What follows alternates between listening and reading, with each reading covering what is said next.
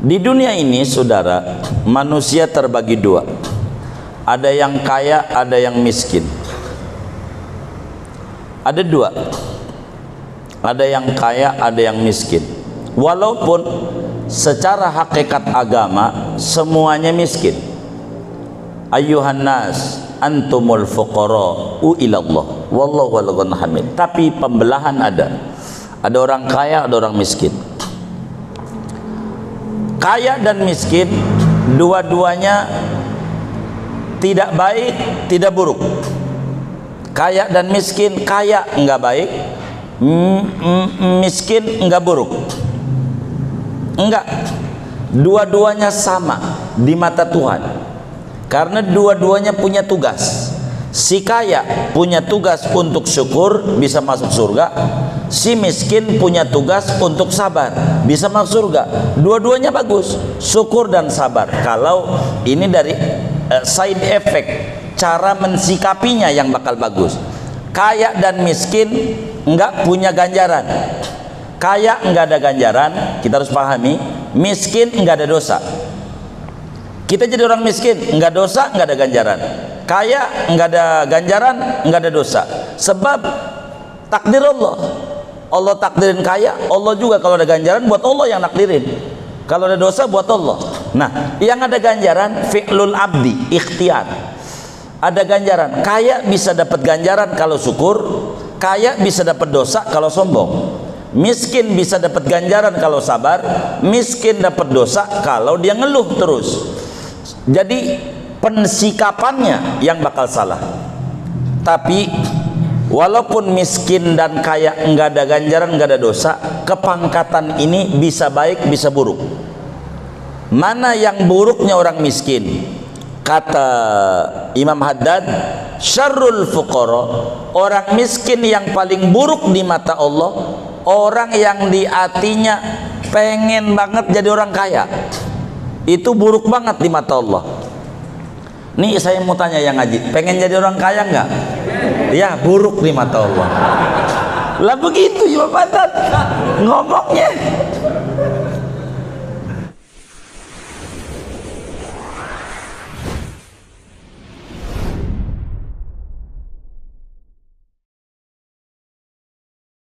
Qala al-imamul muallif rahimahullahu ta'ala, man tayassarat lahu matalibuhul ukhrawiyatu wa ta'assarat alaihi matalibuhud dunyawiyatu fahuwa min warasatin nabiyyin.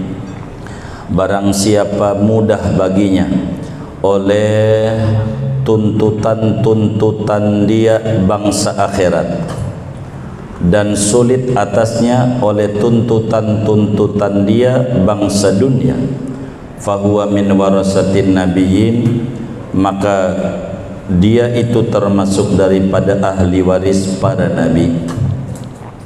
Wa man tayassarat lahu matalibuhul ukhrawiyatu wad dunyawiyatu fahuwa min ashabil yamin.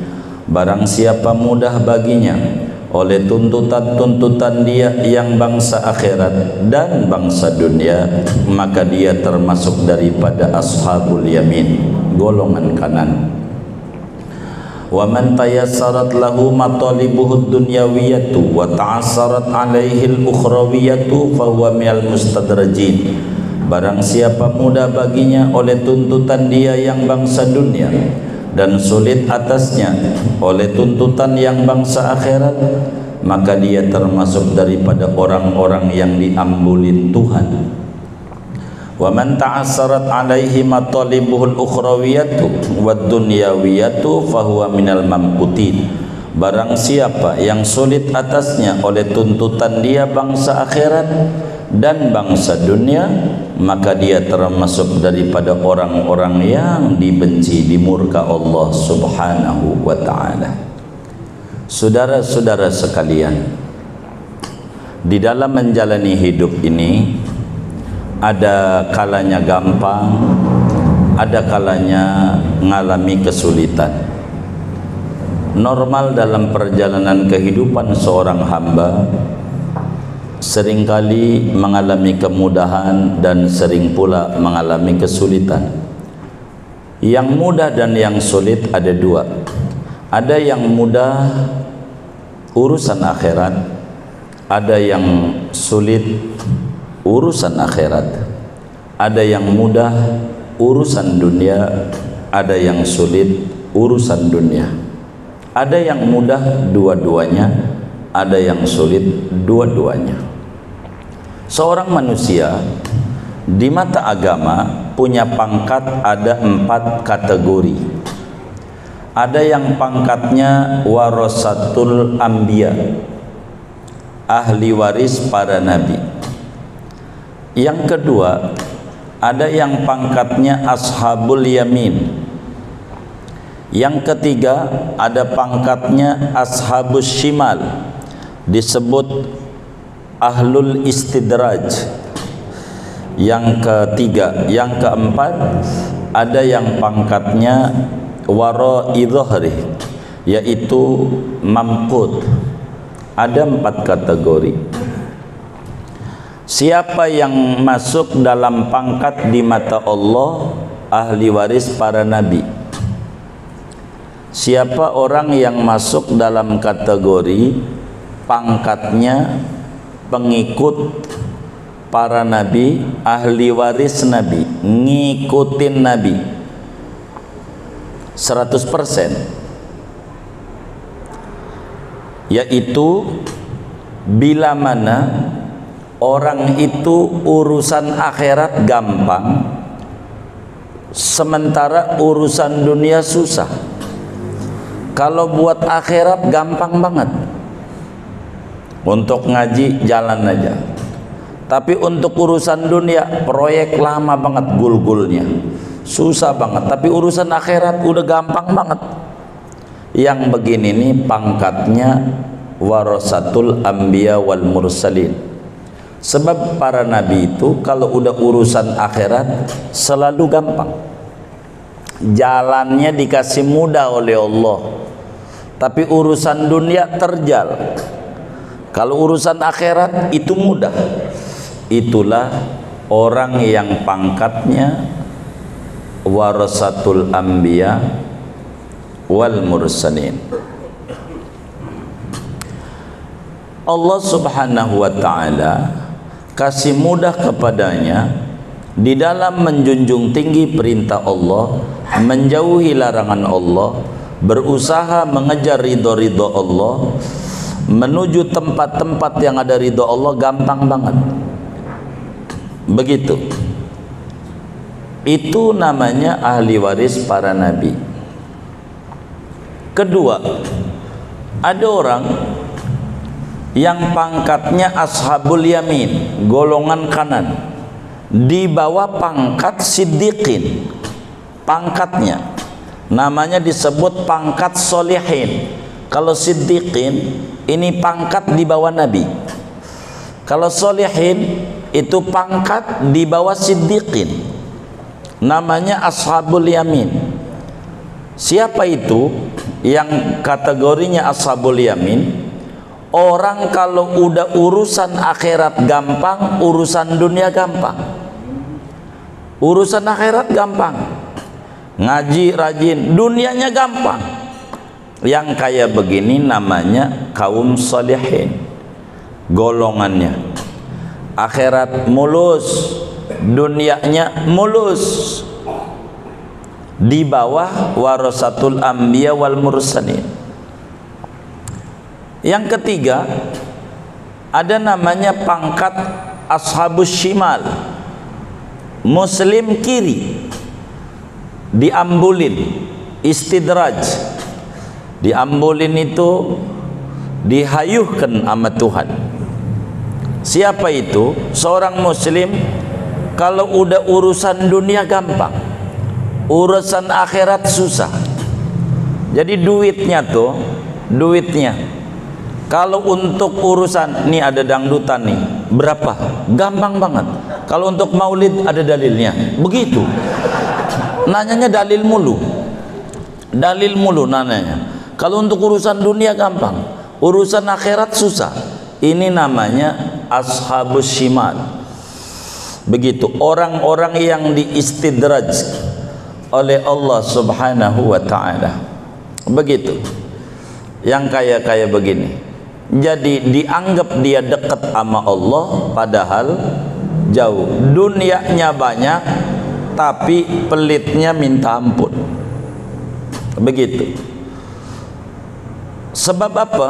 Dunia itu Allah subhanahu wa ta'ala bakal berikan ama yang Allah demenin dikasih. Allah yang benci kasih juga. Orang kafir dikasih dunia, orang muslim dikasih dunia. Makanya kalau mau minta rezeki sama Allah, jangan minta rezeki yang orang kafir dikasih. Itu tanpa minta dikasih. Orang kafir aja kagak minta dikasih. Minta rezeki ketenangan jiwa, itu nggak dikasih. Orang-orang pilihan keistiqomahan dalam agama, itu yang diminta tuh kayak gitu. Kalau ada kesempatan kita minta sama Allah, mintalah yang orang kafir nggak dikasih. Minta dekat terus sama Allah, minta biar lidah kita ini bersolawat terus sama Allah, Mama Rasulullah. Begitu. Kalau orang untuk urusan dunia gampang banget. Jadi kalau nyolong nggak pernah ketahuan mulu, lolos mulu. Kata dia berkah, bukan berkah, istidraj namanya. Namanya istidraj. Istidraj. Namanya istidraj. Ada yang paling parah, orang yang buat akhirat susah, dunia susah. Udah miskin kagak ibadah. Ini parah nih. Miskin kagak ibadah. Ini namanya mamqut min wara'i dhahri, orang yang dimurka oleh Allah. Kalau bahasa kitanya orang sialan.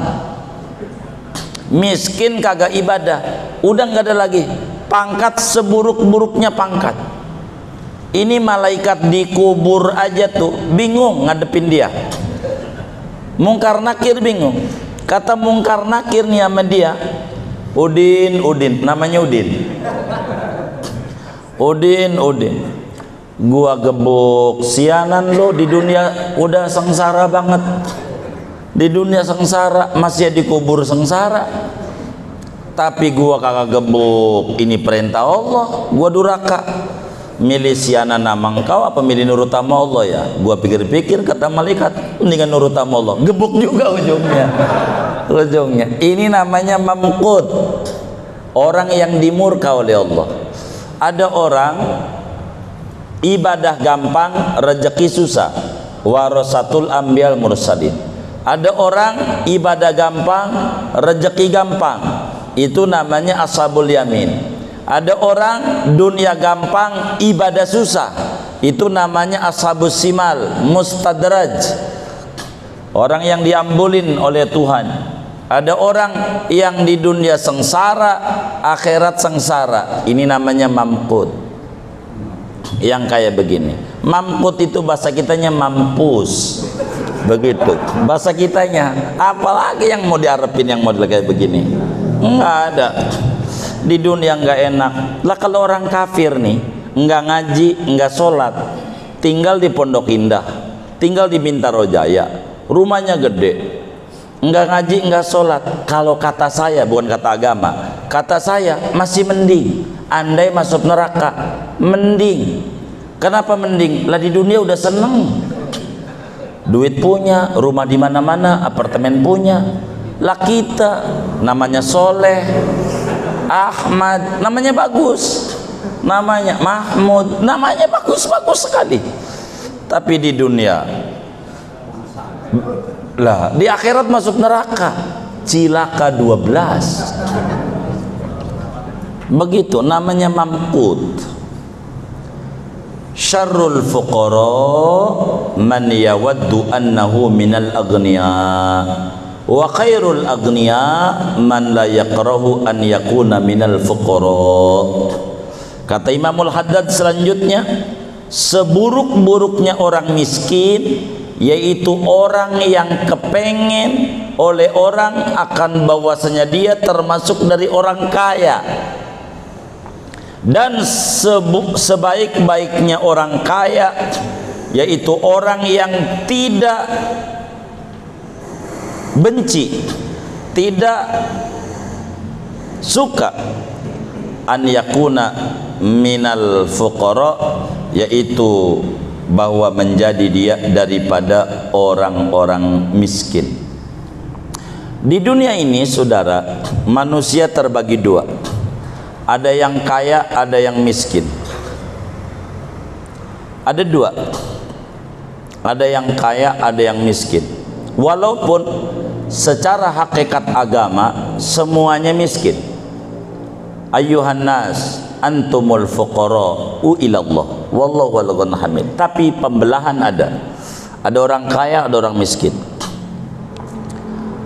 Kaya dan miskin dua-duanya tidak baik, tidak buruk. Kaya dan miskin, kaya enggak baik, miskin enggak buruk. Enggak, dua-duanya sama di mata Tuhan. Karena dua-duanya punya tugas. Si kaya punya tugas untuk syukur, bisa masuk surga. Si miskin punya tugas untuk sabar, bisa masuk surga. Dua-duanya bagus, syukur dan sabar. Kalau ini dari side effect, cara mensikapinya yang bakal bagus. Kaya dan miskin enggak punya ganjaran. Kaya enggak ada ganjaran, kita harus pahami. Miskin enggak ada dosa. Kita jadi orang miskin, enggak dosa, enggak ada ganjaran. Kaya, enggak ada ganjaran, enggak ada dosa. Sebab takdir Allah. Allah takdirin kaya, Allah juga kalau ada ganjaran buat Allah yang nakdirin. Kalau ada dosa buat Allah. Nah, yang ada ganjaran fi'lul abdi, ikhtiar. Ada ganjaran. Kaya bisa dapat ganjaran kalau syukur, kaya bisa dapat dosa kalau sombong. Miskin bisa dapat ganjaran kalau sabar, miskin dapat dosa kalau dia ngeluh terus. Jadi pensikapannya yang bakal salah. Tapi walaupun miskin dan kaya enggak ada ganjaran, enggak ada dosa, kepangkatan ini bisa baik, bisa buruk. Mana yang buruknya orang miskin? Kata Imam Haddad, syarrul fuqara, orang miskin yang paling buruk di mata Allah, orang yang di hatinya pengen banget jadi orang kaya. Itu buruk banget di mata Allah. Nih saya mau tanya yang ngaji, pengen jadi orang kaya enggak? Ya, buruk di mata Allah. Lah begitu Imam Haddad ngomongnya. Begitu. Syarrul fuqara man yawaddu annahum la agniya. Paling buruknya orang miskin yaitu orang yang kepengen betul dia menjadi orang kaya. Begini saudara, antara orang kaya sama orang miskin. Jadi dulu ada orang kaya raya, hartanya luar biasa, hartanya banyak, tanah aja ablak-ablakan, banyak dah, tokonya di mana-mana, duit di berbagai bank miliaran. Dia bilang sama anaknya begini, anak-anakku, kayaknya abah ini tidak lama lagi meninggal. Abah pengen siapa di antara kalian anak-anakku yang mau nemenin abah di kubur 40 hari, harta separuh punya abah hibah buat kamu. 40 hari nemenin di kuburan. Anaknya pada ogah gua 40 hari lah di tanah kusir, kudu duduk di situ.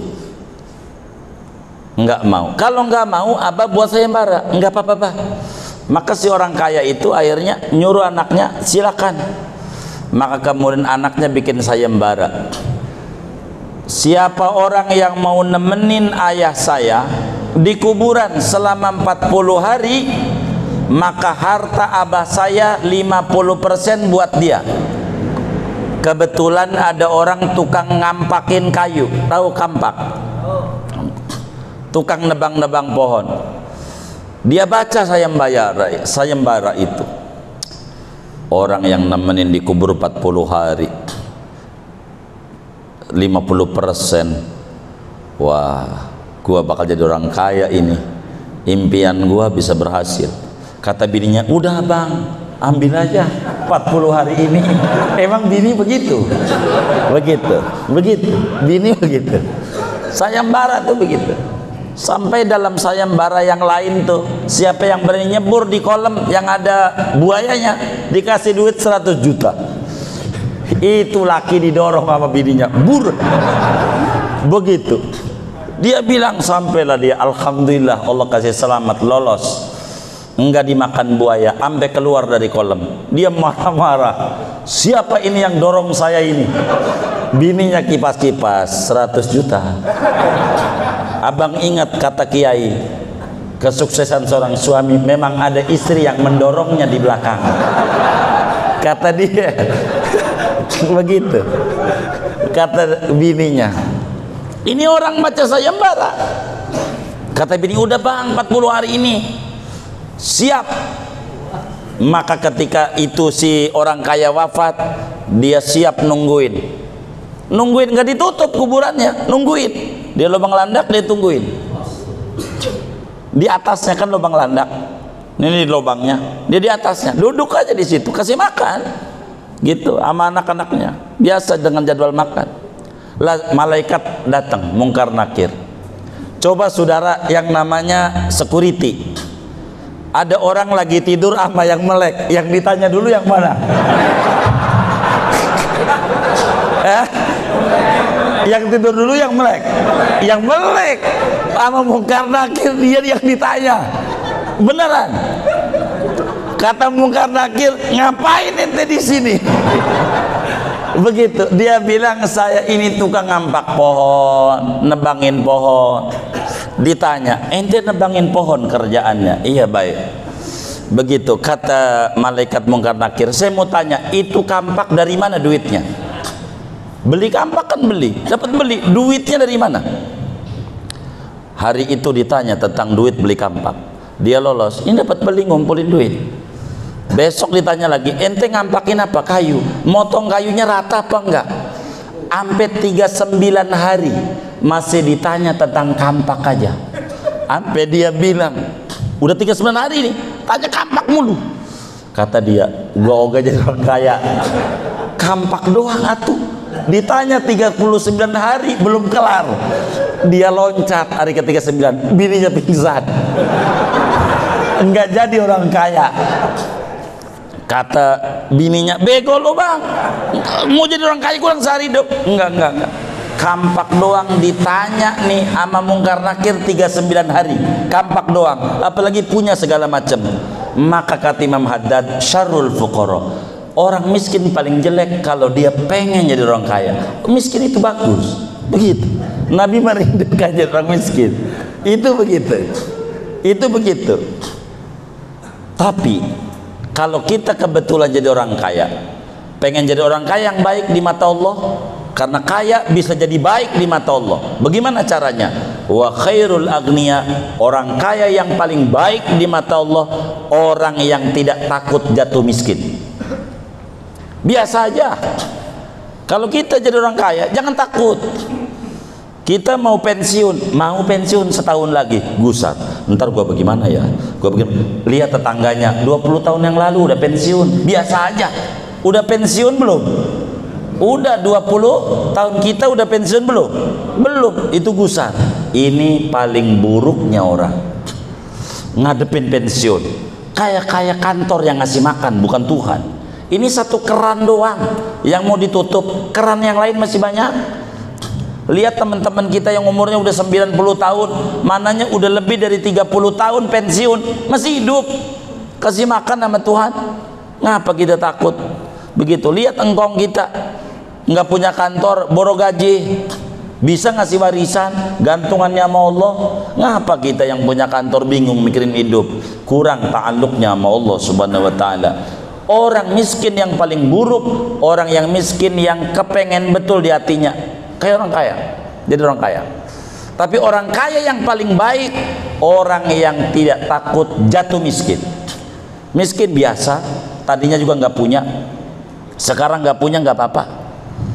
Awalnya juga nggak punya apa-apa, waktu lahir nggak bawa apa-apa, baju nggak bawa, sekarang nggak punya lagi dengan pandemi, nggak apa-apa.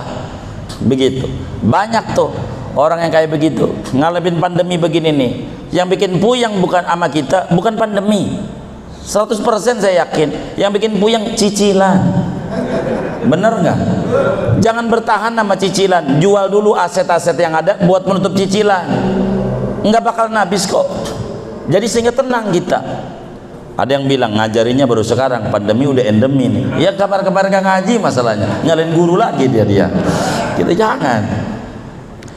Jadi orang-orang yang dicintai oleh Allah, bagaimanapun juga yang pasalnya banyak sama pasalnya dikit, lolosnya duluan yang pasalnya sedikit. Itu begitu. Jadi ndak usah kita harus ridho dengan ketentuan Allah. Jadi orang miskin banyak kok main ke daerah. Saya banyak maulid tuh kenapa bertahan di Serang, biar lihat tuh rumah-rumah orang miskin, kantor nggak punya, orang punya tenang aja, sholat keburu apa keburu. Masa kita yang motor punya, mobil punya, bingung, kalah ini keimanan. Begitu maksudnya. Begitu. Jadi kalaulah orang miskin itu tahu nilainya kemiskinan, niscaya dia bakal girangnya luar biasa jadi orang miskin. Sebagaimana kalau orang kaya itu tahu tentang manfaatnya kekayaan kalau dia digunakan untuk agama. Kalau kita jadi orang kaya enak. Kenapa? Karena harta kita buat membesarkan agama. Supaya apa? Supaya kita jangan membesarkan diri kita dengan menjual agama. Itu begitu. Kita harus sukses dulu. Kalau di barat nih saudara, di barat ya, Amerikanya, kalau kita pengen jadi senator, itu harus sarjana hukum. Sarjana hukum baru dia jadi senator. Karena harus mengerti klausul-klausul hukum. Barang siapa, kalau kita siapa aja bisa jadi senator. Siapa aja, yang penting punya duit. Akhirnya hukumnya bakal diatur. Jadi kita terus mengerti hukum. Jadi orang pinter gitu. Jadi harus ada standar. Standar di DPR apa orangnya, kriterianya dibuat itu. Kalau nggak dibuat bakal acak-acakan. Karena hukum ini bahasanya ngejelimet. Bahasa hukum, barang siapa. Hukum itu, ini barang siapa, ini apa ini? Harus masuk nih. Jangan apa yang lolos. Sehingga hukum tidak bertabrakan. Kita buat hukum namanya KDRT, kekerasan dalam rumah tangga. Ini hukum khusus apa hukum umum? Karena udah ada delik umum pada undang-undang pidana. Ketika laki nonjok bini, mau pakai hukum mana dia? Mau hukum undang pidana ada, KDRT ada. Ini yang mana ini? Jadi supaya kita itu jelas, tidak bertabrakan satu hukum dan hukum yang lain. Kita harus mengerti bahasa hukum. Itu begitu. Jadi kalau kita lah dipilih jadi orang miskin, kita jangan gusar. Begitu. Sebab orang kaya tidak bakalan ada kalau nggak ada orang miskin. Nah, kalau kaya semua kan susah juga. Siapa yang mau kerja? Begitu. Kalau orang kaya semuanya, satu orang punya tanah 10 hektar, suruh nyangkul, copot tangannya. Hikmah ilahiyah, ada yang dibikin miskin, ada dibikin kaya. Ini ganti-gantian. Maka dalam bab zakat, kriterianya yang boleh nerima zakat orang fakir. Innamas shadaqatu lil fuqara. Sesungguhnya pemberian Allah bagi orang yang merasa butuh sama Allah. Kalau pengen dikasih sama Allah, kita harus fakir ilallah di hatinya. Kalau enggak fakir ilallah, merasa kaya kita di mata Allah, enggak dikasih. Gitu. Kenapa kita harus baca sholawat? Kita butuh sama rahmat Allah. Man shalla alayya sholatan wahidatan sallallahu alaihi bi asrat. Kita butuh sama sholawat Allah. Terus. Karena merasa butuh ini akhirnya Allah kasih kaya. Begitu. Berikutnya, man amsaka an tanawuli fuduli syahawati wa lam yunfiq ma fi yadayhi min fudulil amwali fahuwa mahrum. Barang siapa menahan daripada memberikan kelebihan syahwatnya dan tidak membelanjakan akan apa yang ada di kedua tangannya dari kelebihan harta benda, fahuwa mahrumun, maka orang itu dihampakan dari rahmatnya Allah subhanahu wa ta'ala. Walladhi yatamatta'u bima fi yadi minad dunya wa yunfiquhu fi syahawatil mubahati ahsanu halan minhu. Adapun orang yang bersenang-senang ia dengan apa yang ada di tangannya dari dunia dan ia belanjakannya pada syahwatnya dia yang mubah, itu lebih baik dari segi keadaan ketimbang dia. Kata Imamul Haddad, saudara, siapa saja orangnya yang menahan daripada memakan kelebihan daripada kepengenan syahwat, tidak mau membelanjakan daripada dia punya harta, ini orang kurang berkah. Gini. Kita punya duit banyak, artinya punya duit di kita, tapi makan masih pakai sambel mulu, makan pakai sambel, duit banyak, ditawarin daging, enggak, kolesterol, ditawarin daging kambing, enggak, darah tinggi, ditawarin emping, asam urat, tawarin kopi, asam lambung, kangkung, asam urat. Orang yang model begini nih, duit ada, makan sengsara, ini orang kurang berkah. Buat apa ngumpulin duit? Capek-capek, masih tinggian pembantunya. Ya Allah, pembantunya sop iga 3 mangkok habis, sate kambing 50 tusuk, emping 3 toples habis, kopi udah kayak sholat 5 kali sehari semalam, belum ditambah qobliyah ba'diyah kalau diundang oleh temannya. Itu ngopi. Ini 2 orang, yang satu memiliki tidak menikmati, yang satu sangat menikmati walau tidak memiliki. Milih mana kita hidup? 2 doang pilihannya. Milih mana? Menikmati. Kan kita nggak punya sawah, masih makan nasi nggak? Menikmati walau tidak memiliki. Begitu hidup. Jangan kita punya duit pelit. Lihat orang Betawi tempo dulu, kalau duitnya banyak makan yang enak-enak, itu masih bagus. Kata Imam Haddad, orang yang seneng-seneng untuk kebutuhan pribadinya, belilah handphone, belilah sendal, beli baju buat seneng-seneng yang tidak haram, masih lebih bagus dibanding orang yang duitnya banyak tapi makan sengsara banget. Buat apa ngumpulin duit? Masih muda dikorbankan kesehatannya demi duit. Masih muda dikorbankan kesehatannya demi duit. Pas udah tua dikorbankan duitnya demi sehat. Bolak-balik doang hidupnya, nggak ada gunanya. Mau ngapain? Ngumpulin duit capek-capek, mau makan ini susah, jangan makan ini susah. Ya Allah, udah tahu orang Betawi gitu, makan nggak boleh nasi, katanya kadar gulanya banyak, kentang aja kentang. Ya Allah, makan roti 5 kaleng belum nendang, bener nggak? Ditanya udah makan belum? Jadi jangan ikuti Rasulullah, makan nasi. Nasi itu kullu ma fil ardi lahu daun wa dawa ilal aruz. Kata Nabi, semua yang di bumi ada positif, ada negatif, kecuali nasi. Kulluhu syifa, obat semuanya, makan. Kenapa kadar nasi ini gulanya tinggi? Bukan gulanya tinggi, Anda belum ngikut Nabi, kunyah yang lama. Karena di mulut ada enzim pembusukan, pembuang gula. Kunyah yang lama, nanti zat gulanya hilang, sehat. Jangan makan kayak sapi, telan. Ada nggak yang kayak begitu tuh? Yang mana orangnya?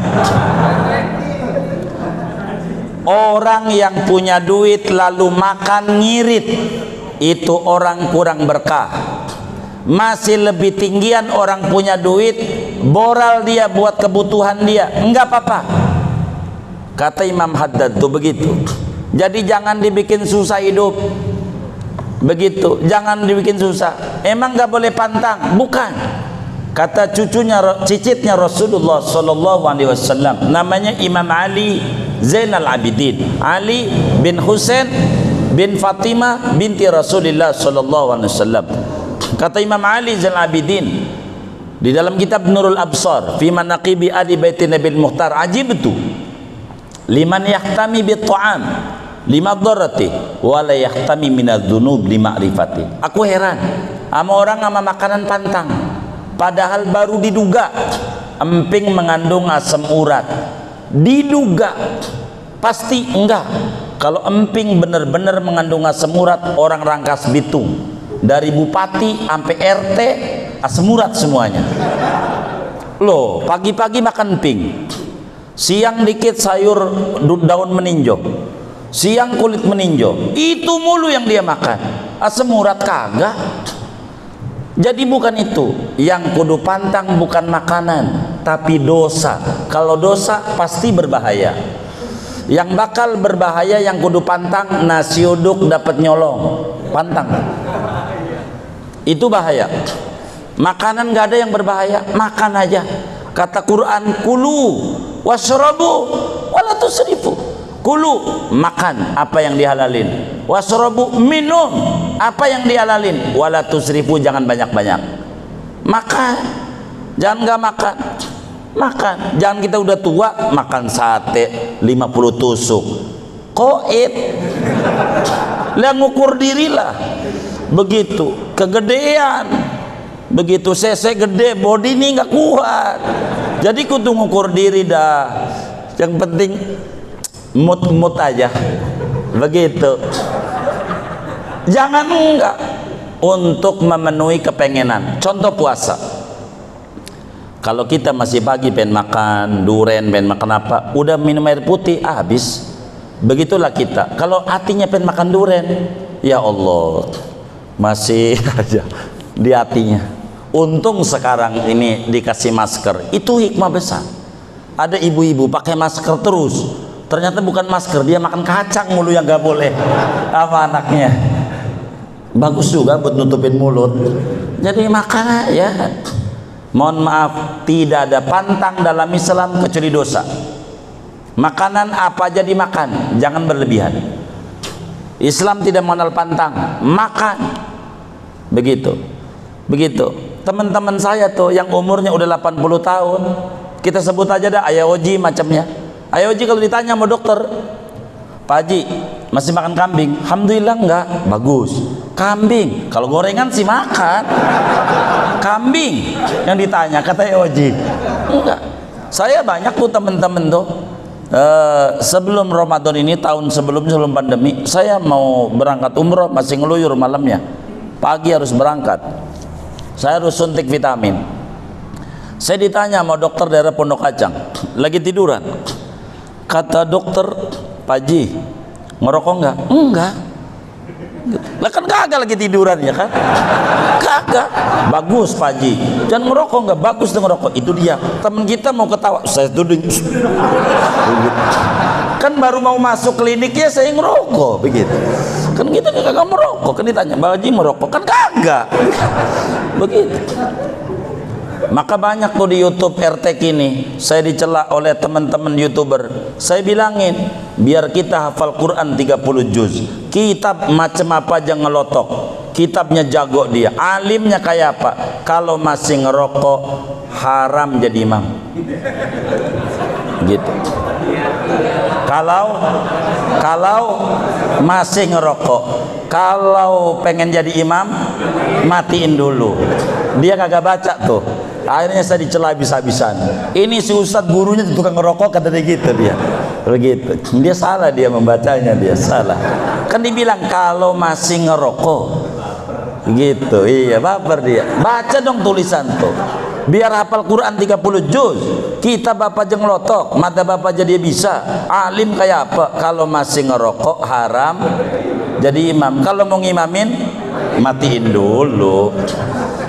Jangan masih ngerokok. Begitu. Termasuk ini nih teman-teman saya nih, yang pada umroh pakai peci putih nih, harus pahami. Pokoknya sholat berjamaah imamnya peci putih kagak sah. Iya peci, imamnya peci putih, bukan orang, nggak sah. Jadi hidup ini harus dinikmati.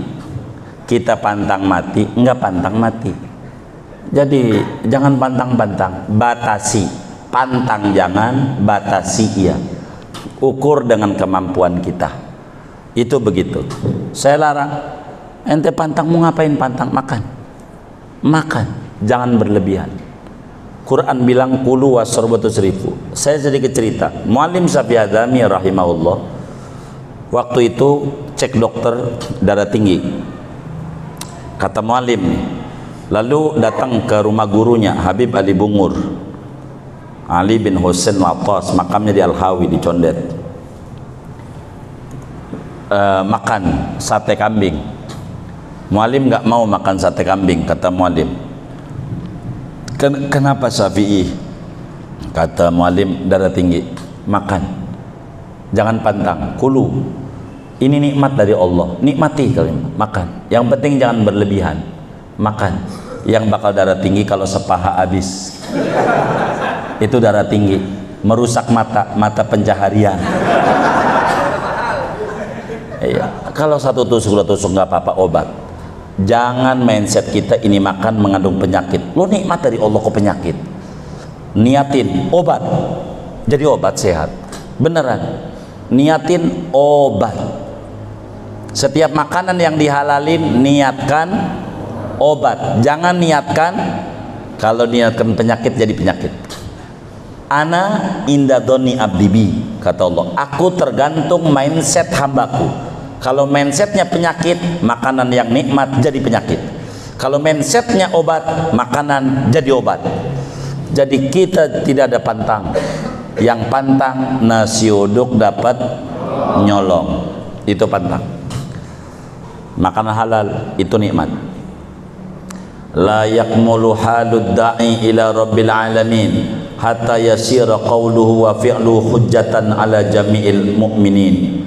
Tidak sempurna keadaan orang yang dakwah menuju Tuhan semesta alam sehingga menjadi ucapan dan perbuatannya yaitu dalil atas semua orang-orang mukmin. Jadi orang kalau pengen sempurna di dalam dakwah, maka jalankan dari apa yang diucapin, praktekkan.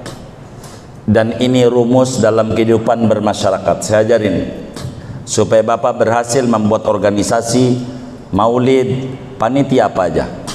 Supaya Bapak berhasil, saya ajarin rumus-rumus hidup. Begini, Bapak mau mengadain maulid besar, melandana miliaran, biar gampang aja deh, ratusan juta. Berapa ya? 100 juta. Maka cara Bapak mengangkat ketua, pilih ketuanya, jangan asal pilih. Ini orang kaya, jangan. Ini orang miskin, jangan. Bukan itu. Pilih ketua, siapa orang yang dermawan, jadikan pimpinan. Beneran. Siapa yang dermawan, jadikan pimpinan. Mohon maaf, kita mau maulid, ada teman kita tukang mabok. Tukang mabok. Tapi demen banget berbagi. Sama teman yang mau mabok aja, berapa kerat lagi dibeliin. Ini saya ambil contoh, artinya dia dermawan. Dermawan. Yang kayak begini nih, kalau saudara sebagai mencari dana, jadikan ketua tim pencari dana. Pasti bakalan berhasil. Beneran.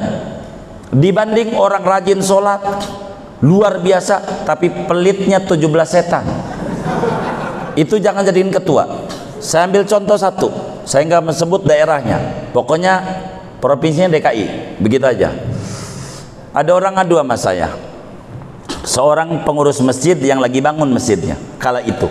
Dia bilang begini, guru, saya nggak percaya dah sama si dia. Saya bilang, kenapa bang? Dia jawab, kalau saya nih keliling kalau Jumat ngambilin duit ke masyarakat, saya dapat 5 juta. Itu paling dikit, lebih bisa. Kalau dia selalu saya dapat duit ini 1,5 juta, apa nggak korupsi itu guru? Saya 5 juta, dia dapat 1,5 juta. Kalau saya muter 5 juta, apa nggak dicurangi sama dia? Saya bilang, abang jangan buruk sangka sama orang, ini bukan akhlak Islam. Tapi faktanya begitu guru. Kata saya begini bang, saya mau tanya sama abang, itu teman kita yang satu itu, yang dapat 1,5 juta tuh, orangnya abang harus jujur sama saya.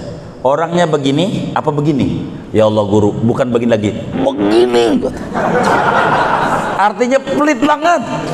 Nah, kata saya tahu abang ini orangnya dermawan, walaupun orang nggak punya, maka Allah percaya kalau abang keliling gampang dananya, karena abang dermawan. Jangan pilih orang yang susah. Ini rumus hidup. Kenapa? Kata Imam Haddad, la yakmulu halud da'i ila rabbil alamin hatta yasira qawlu wa fi'lu hujjatan ala jamil mu'minin. tidak sempurna keadaan orang yang dakwah menuju kepada Allah, dakwah sebelum dipraktekkan dulu. Kalau mau dakwah, praktekkan dulu. Milih orang tuh praktekkan. Kalau udah dipraktekkan dengan perbuatan, bakal nurut. Bakal nurut.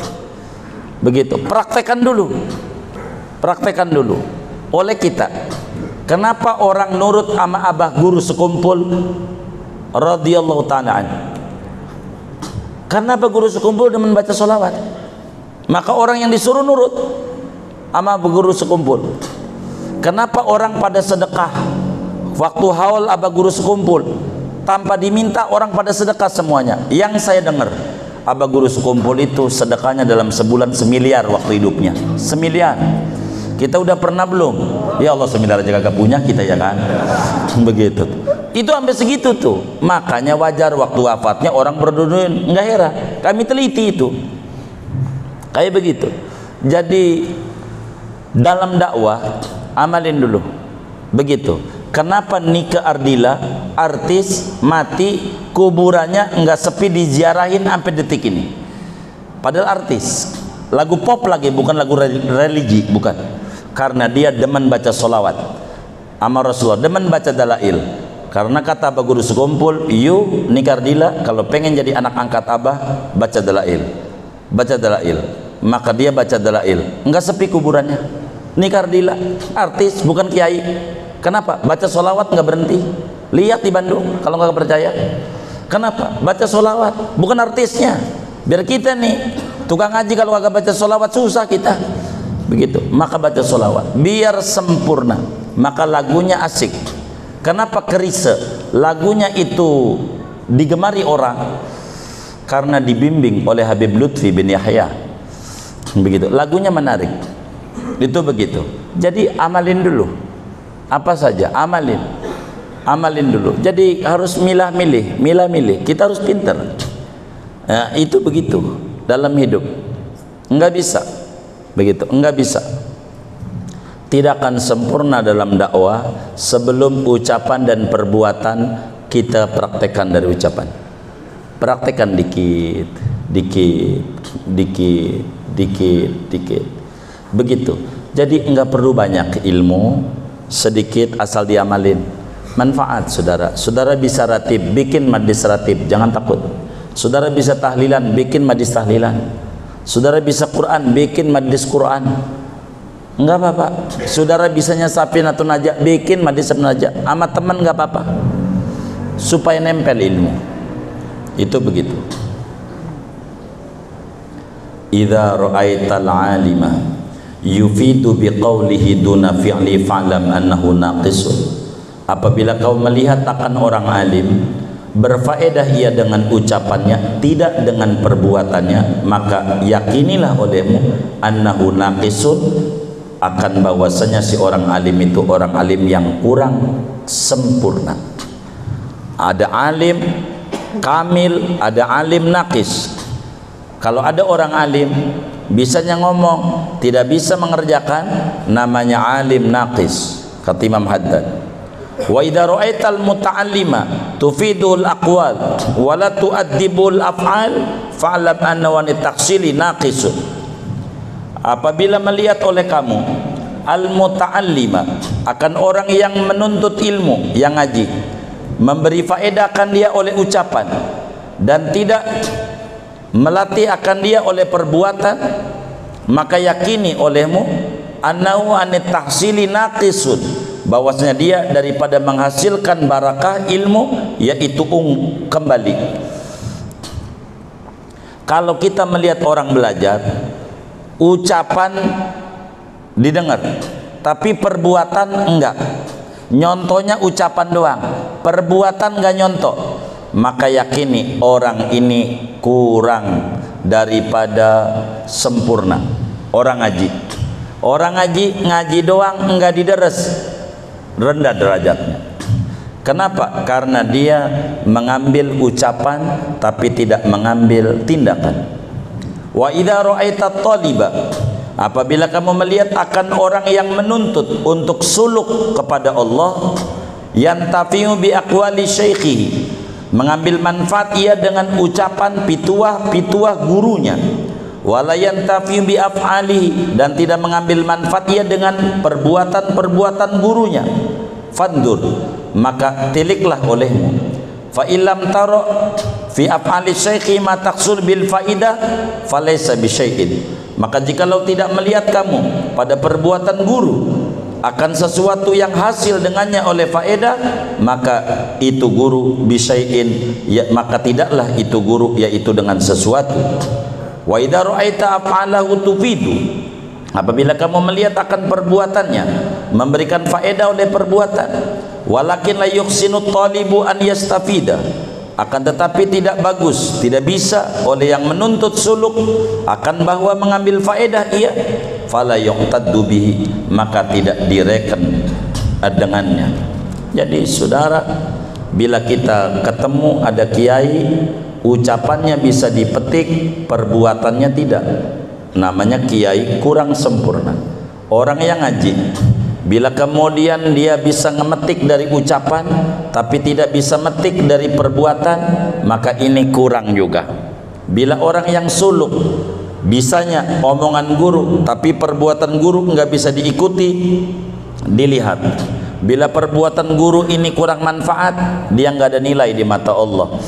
Apabila kita melihat perbuatannya itu bermanfaat tetapi tidak bisa dicontoh, maka tidak dihitung juga seorang salik untuk menuju suluk kepada Allah Subhanahu wa taala. Man ahabba an yusafa bima laysa indahu min khair wa kariha an yudhkara bima fi syarr fa'lam annahu mura'in. Barang siapa suka bahwa disifati ia dengan sesuatu yang tidak ada di sisinya daripada kebaikan, wa kariha, dan membenci ia akan bahwa disebutkan dengan apa yang ada padanya daripada keburukan, fa'lam annahu mura'in, maka ketahui olehmu bahwasanya dia yaitu orang yang riya. Artinya kata Imam Al-Haddad, siapa orang yang kepengen disematkan pada dirinya yang kagak ada pada dirinya, maka orang itu orang riya. Kita dikata ini mau orang rajin banget padahal kita kagak rajin, ini orang ini dermawan banget padahal kita kagak, nih Pak Haji girang banget padahal kita belum haji, orang yang riya. Begitu. Kalau kita Pak Haji, amin. Kenapa amin? Belum saya, belum, begitu. Tapi pengen haji, begitu, pengen, begitu, pengen. Begitu juga orang yang enggak mau keburukan yang ada pada dirinya disebutin orang, marah, maka orang ini namanya orang yang riya. Kalau kita buruk, oh, si anu tuh kita, si anu tuh kata orang sama kita, dia tukang nyolong. Kita ingat, bener nggak kita nyolong? Bener, alhamdulillah, diingetin. Begitu jawabannya. Kalau kita itu ada orang menuduh kita dengan perbuatan yang ada pada diri kita, kita harus ucapin alhamdulillah, alhamdulillah, diingetin. Jangan marah. Begitu, jangan marah, karena cara ngobatinnya begitu. Jangan marah. Kalau kita marah, namanya kita jauh, diingetin nggak mau. Itu begitu. Kalau kita pengen dipuji yang nggak ada pada kita, kita pengen disebut ustad, ustad. Kalau nggak disebut ustad marah kita, nggak akan nengok. Ji, diem aja. Ustad, siapa itu yang manggil saya itu? Ini orang yang riya nih, orang yang riya, orang riya, yang kayak begini nih, begitu. Udah segini aja dulu dah malam ini, segini aja. Wallahu a'lam bishawab.